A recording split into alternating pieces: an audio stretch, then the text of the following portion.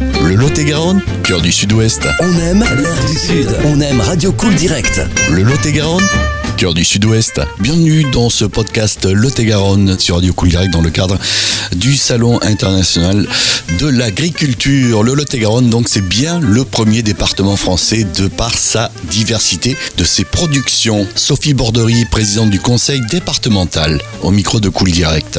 Oui, en effet, comme vous venez de le rappeler, le département est souvent qualifié de jardin de France, tellement il est riche en production agricole, puisqu'aujourd'hui il y a à peu près plus de 60 filières agricoles sur l'ensemble, agricoles autour de l'agroalimentaire en tout cas, sur l'ensemble du département. Donc bien évidemment, le Salon international de l'agriculture est un temps fort pour notre agriculture, et nous sommes donc présents, c'est vrai, depuis maintenant une quinzaine d'années, et chaque année on peut voir combien les producteurs qui sont présents sont satisfaits et sont heureux aussi de faire la promotion de leurs produits.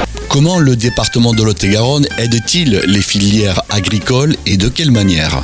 Alors le département intervient notamment dans l'accompagnement des installations, que ce soit en agriculture conventionnée ou en agriculture bio. Et après par ailleurs, au travers d'autres compétences, nous sollicitons effectivement le monde agricole, par exemple dans le 47 dans nos assiettes, qui est une volonté politique forte de notre part d'intégrer des produits du Lot-et-Garonne dans les repas de nos collégiens. Un mot également sur l'ADRT, Tourisme Lot-et-Garonne, présent sur ce salon de l'agriculture. Depuis plusieurs années, l'ADRT est présente au salon parce qu'il nous semble important de lier à l'agriculture, au monde agricole, au monde rural, qui est quand même une spécificité de notre département, le tourisme, parce que nous sommes aujourd'hui en capacité de proposer un slow tourisme avec de la convivialité autour aussi de la bonne alimentation.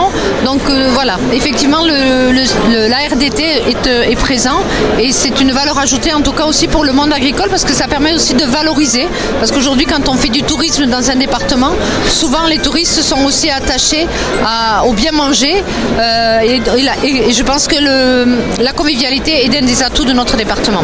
Et puis sachez que ce mercredi 1er mars, ça sera une grosse journée pour le Lot-et-Garonne, avec notamment la gariguette qui sera mise à l'honneur avec l'association des fruits et légumes du Lot-et-Garonne. Le Lot-et-Garonne, jardin de la France.